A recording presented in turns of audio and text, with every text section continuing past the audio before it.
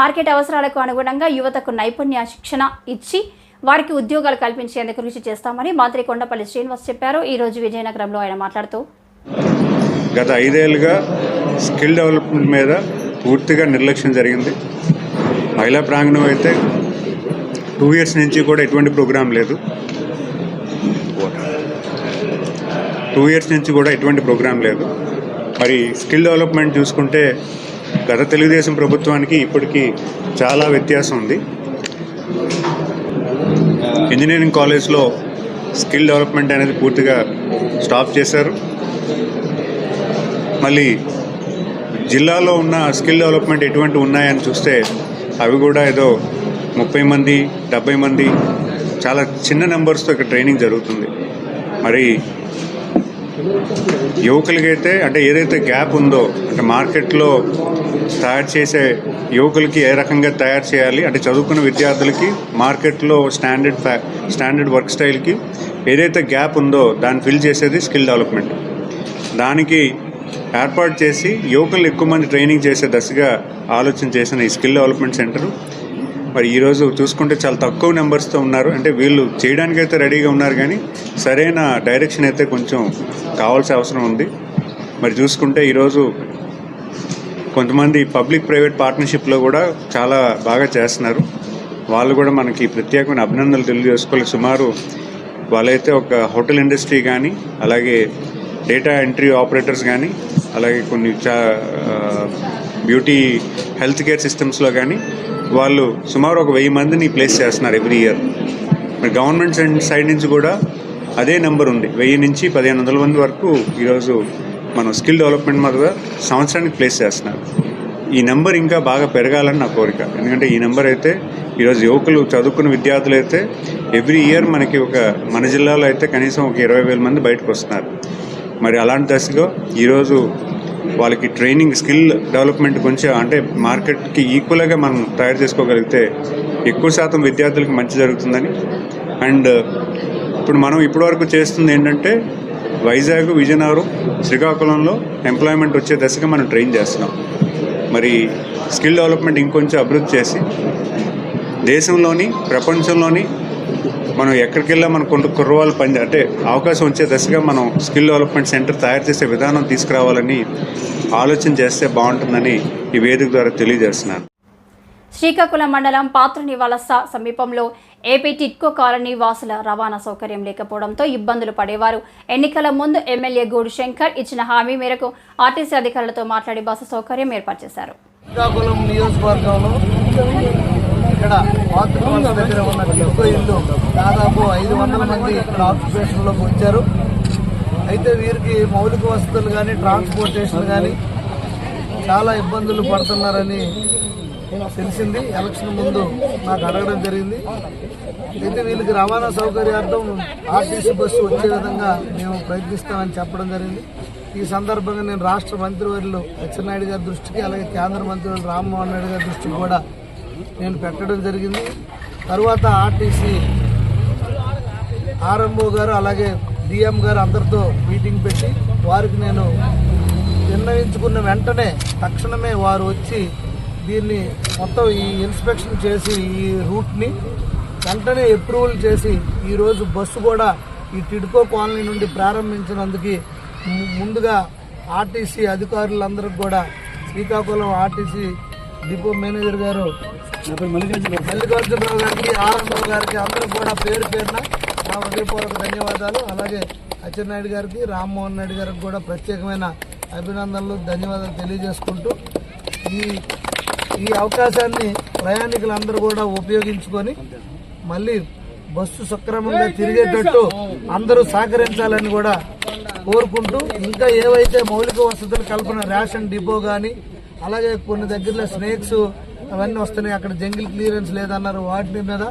అలాగే వాటర్ కానీ పవర్ కానీ అన్ని విషయాలు ఇక్కడ అంగన్వాడీ సెంటర్ కానీ అలాగే హాస్పిటల్ పిహెచ్ సబ్ సెంటర్ కానీ అలాగే ఏదైనా అన్ని విషయాలు అలాగే ఇక్కడ ఒక సచివాలయం దీనికి ఇక్కడ దగ్గరలో ఉన్న పాత్రుని వాళ్ళకి అనుసంధానం చేయడానికి ఇవన్నీ విషయాలు నేను కూలంకషంగా రేపు మంగళవారం కూడా మళ్ళీ మున్సిపల్ కమిషనర్ గారితో మీటింగ్ పెట్టి చర్చించి అన్ని విధాలుగా ఇక్కడ ప్రజలకు ఎటువంటి ఇబ్బంది లేకుండా చేసేటట్టు నేను బాధ్యత తీసుకుంటాను. మీరు కూడా అందరూ ఈ బస్సు ప్రయాణం సక్సెస్ఫుల్గా రన్ అయ్యేటట్టు అందరూ సహకరించాలని కోరుకుంటూ అందరికీ ధన్యవాదాలు. తెలుగు రాష్ట్రాల ముఖ్యమంత్రులు చంద్రబాబు, రేవంత్ రెడ్డిల భేటీపై బీజేపీ ఎంపీ లక్ష్మణ్ స్పందించారు. రెండు రాష్ట్రాల ముఖ్యమంత్రులు సామరస్యంగా విభజన హామీలను పరిష్కరించుకోవాలన్నారు. ఈ మేరకు బీజేపీ కార్యాలయంలో ఆయన మాట్లాడారు. పశ్చిమ బెంగాల్లో విశ్వవిద్యాలయంలో వైస్ ఛాన్సలర్గా, ఆ తర్వాత ఎమ్మెల్సీగా, శాసనసభ్యునిగా ఎన్నికైనటువంటి డాక్టర్ శ్యామప్రసాద్ ముఖర్జీ స్వాతంత్ర ఉద్యమ సందర్భంగా, స్వాతంత్ర ఏర్పడే సందర్భంలో కూడా ఏదైతే భారత్ విభజనకు మత ప్రాతిపదికన ఏదైతే ఆ రోజు కాంగ్రెస్ పార్టీ, నెహ్రూ గారు తీసుకున్నటువంటి విధానం అయితే కానీ, ఆ అఖండ భారత్ ఖండితంగా మారుతున్న సందర్భంలో పశ్చిమ బెంగాల్ పూర్తిగా తూర్పు పాకిస్తాన్లో కలపాలనేటువంటి ప్రయత్నాలు జరుగుతున్న సందర్భంగా డాక్టర్ శ్యామప్రసాద్ ముఖర్జీ పశ్చిమ బెంగాల్ ఆ భాగాన్ని భారతదేశంలో విలీనం చేసేదానికి చేసిన కృషి, తద్వారా ఇవాళ బెంగాల్లో ఉన్నటువంటి హిందువులు డాక్టర్ శ్యామప్రసాద్ ముఖర్జీ యొక్క చొరవ వల్లనే భారతదేశంలో ఇవాళ సురక్షితంగా జీవించగలుగుతున్నటువంటి విషయాన్ని, ఇది ఒక చరిత్ర. ఆనాడు పూర్తిగా పశ్చిమ బెంగాల్ తూర్పు పాకిస్తాన్లో కలిసే ప్రయత్నాలు జరిగినప్పుడు ఏ రకంగా ఆ రోజు ఎదురొడ్డి నిలబడ్డారు. అదేవిధంగా నెహ్రూ గారు తన ప్రభుత్వంలో శ్యామప్రసాద్ ముఖర్జీని మంత్రిగా కొనసాగి పరిశ్రమల శాఖ మంత్రిగా వారు బాధ్యతలు నిర్వర్తించి, ఆ తదనంతరము నెహ్రూ గారు 370 ఆర్టికల్ ద్వారా జమ్మూ కాశ్మీర్ భారతదేశంలో అంతర్భాగమైనప్పటికీ కూడా ప్రత్యేక ప్రతిపత్తి, ఆ రకమైనటువంటి ప్రస్తావనకు విభేదించి తన మంత్రి పదవికి రాజీనామా చేయడమే కాకుండా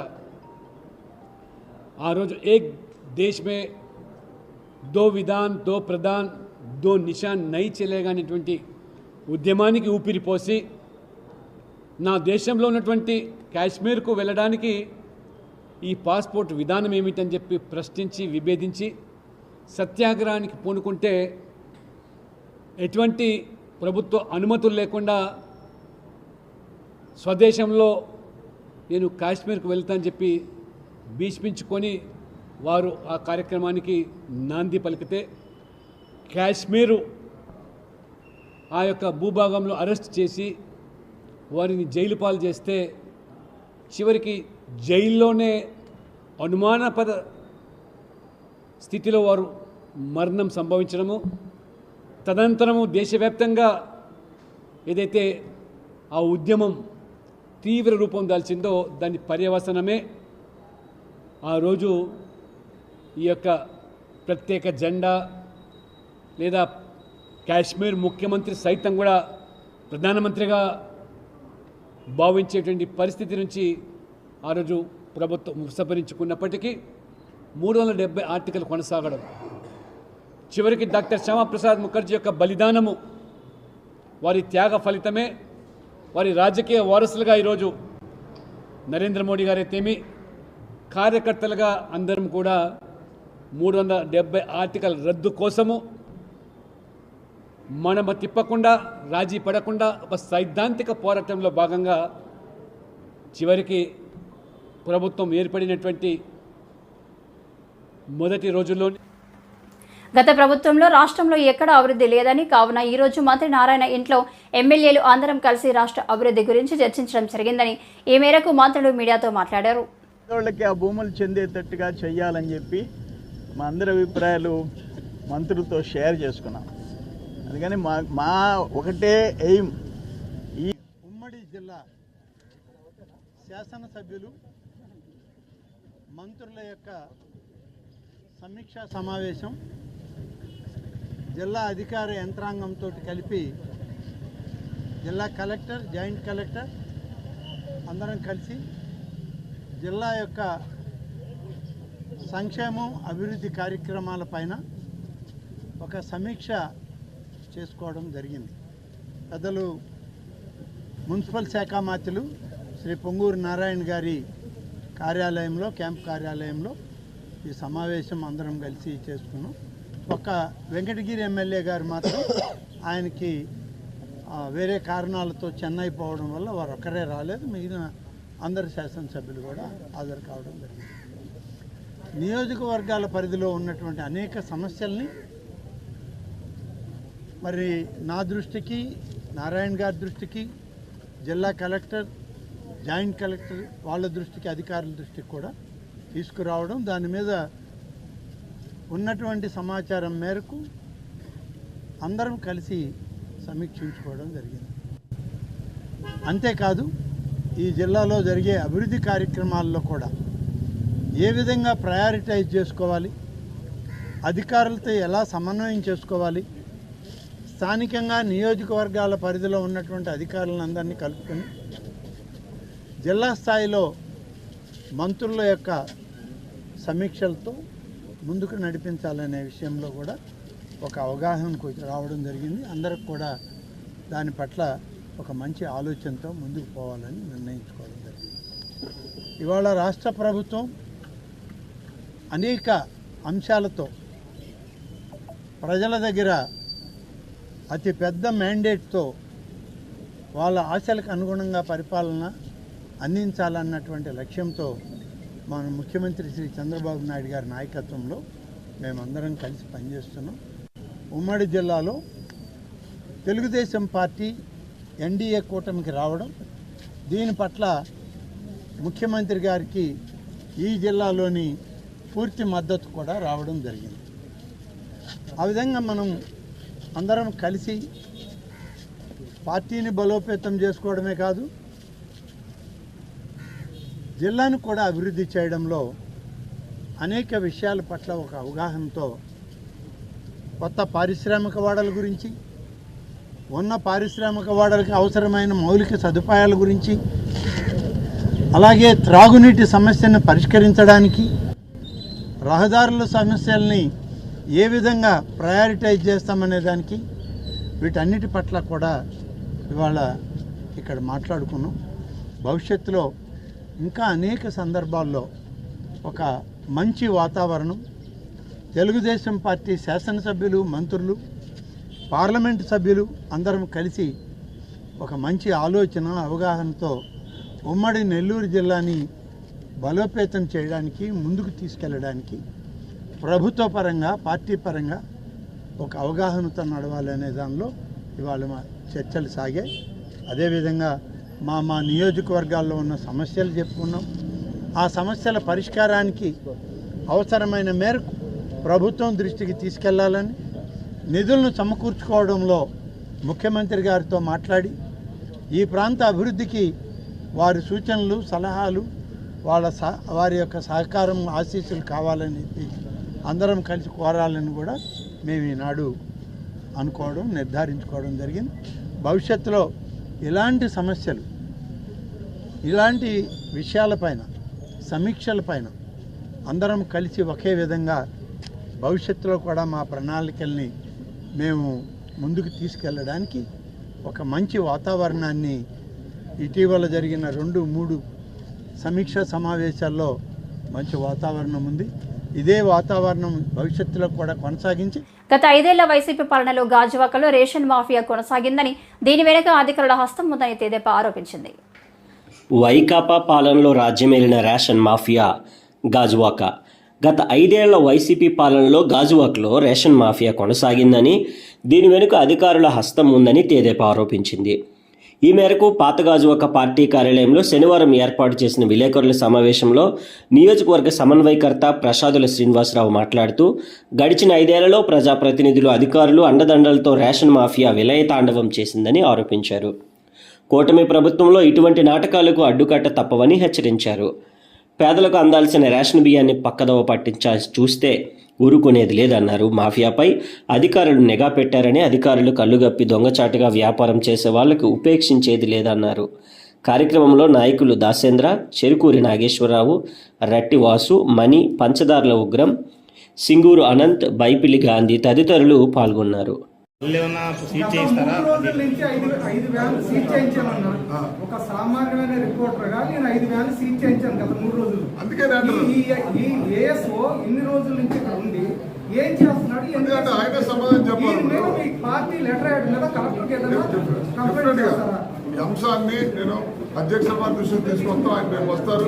నాకున్న సమాచారం ప్రకారం ఇప్పుడే కాదట, గత వైసీపీ అధికారంలో వచ్చిన మరుక్షణం నుంచి ఎప్పుడైతే మొబైల్ ట్రాకింగ్ స్టార్ట్ అయిందో, మొబైల్ కంపెనీ అప్పటి నుంచి వెచ్చలు. అంటే నీకు విచిత్రం ఏంటంటే ఆ రైస్ మాఫీ అన్నాడు ఆ వ్యాన్లోనే ఉంటాడట, కుర్చీ బ్యాగ్ పట్టుకొని తప్పని డబ్బులు ఇచ్చేదట. ఎన్ని కేజీలు అంటే అమ్మా అని ఒక వేదో ఇచ్చేసి మా ఇంటి దగ్గర కూడా జరిగేది అదే. దానిపైన వాళ్ళు ఏంటంటే మాకు కూడా గ్రహించాం. మొన్న ఈ వైసీపీ నాయకులు ఒకరిద్దరు, నేను ఒకటే చెప్తున్నా, వైసీపీ నాయకులకు ముఖ్యంగా వైసీపీ నాయకులకి మేము ఏనాడు కూడా మీ నాయకులు ఇంటూ గడప తొక్కలేదు. ప్రజలకు కాదు, ప్రజలు ఎన్ని రోజులైనా ఏ క్షణం ఇక్కడ రావచ్చు. ఎమ్మెల్యే వైసీపీ నాయకులుగా చలామణి వారు. మేము ఏనాడు మా హితం కోరి, మా స్వార్థం కోరి మీ ఎమ్మెల్యేలు ఇంటికి రాలేదు, మీ ఎంపీలు ఇంటికి రాలేదు. మీరు కూడా ఆ గౌరవంగానే ఉండండి అంతే తప్ప మీరేదో ఇక్కడికి వచ్చి ప్రజాహితం కోరైతే ఎవరైనా రావచ్చు. వ్యక్తిగత స్వభావానికి వస్తే మాత్రం ఉపేక్షించేది లేదని చెప్పి నేను హెచ్చరిస్తా ఉన్నాను. దానికి నేను ఎప్పుడే 5 చెప్పాను, ఏం పని మీకని. వాళ్ళు అన్నారు నాతోటి, పౌరుడిగా వచ్చి పౌరుడిగా రండి, దండేయండి, విష్ చేయండి, ఏదైనా సమస్య. మాఫియా మొత్తం లిస్ట్ ఎంత ఉంది గాజువాక నియోజకవర్గంలోనే? అసలు ఇక్కడ ఏఎస్ఓ ఇప్పటి నుంచి ఏం చేస్తున్నారు? ఇన్ని సంవత్సరాల నుంచి ఏఎస్ఓ ఏం చేస్తారు? అందుకే దాంతో పాటు కైనీ గుట్కాలు కూడా విచ్చలు ఉంటారండి. అది కూడా అరికట్టే విధంగా ఏదైనా సంఘ వ్యతిరేక శక్తులు అంటే అది కైనీ అవ్వచ్చు, గుట్కా అవ్వచ్చు, లేదా బెల్ట్ షాపులు అవ్వచ్చు, ఏదైనా దానిపైన ఉక్కుపాదం మోపాల్సిన బాధ్యత ఉంది. నేను ఏమంటానంటే కొంతమంది అధికారులకు కూడా నేను చాలా మంది గ్రహించాను. గాజువాక ఎంఆర్ఓ మండల ఆఫీసులో కానీ ఇతర ఆఫీసుల్లో ఇంకా వైసీపీ వాసన పోలేదు. అది పోకపోతే అంటే నా పరిధి దాటిపోయినా నేను గాజువాక నియోజకవర్గంలో మా కుటుంబ సభ్యులందరూ మేము పోరాడాం, దుర్మార్గమైన పోరాడాం. కాబట్టి అది మేము ఆ విషయాన్ని మీ ద్వారా వారికి తెలియజేస్తా ఉన్నాం. ఇప్పటికైనా గతంలో జరిగినవి వదిలేయండి, మేము దాని జోలికి పోము. అంటే అన్యాయం అక్రమాలపైన ఉక్కుపాదం మోపండి.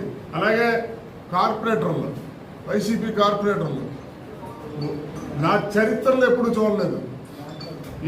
చాలా మందిని అడిగి 5 దేశానికి గెలిచినారు కూడా అడిగాను నేను, ఏమంటే మీరు ఎప్పుడైనా చేశారంటే ఎప్పుడు లేదు, కొత్త సంస్కృతి తీసుకొచ్చారు.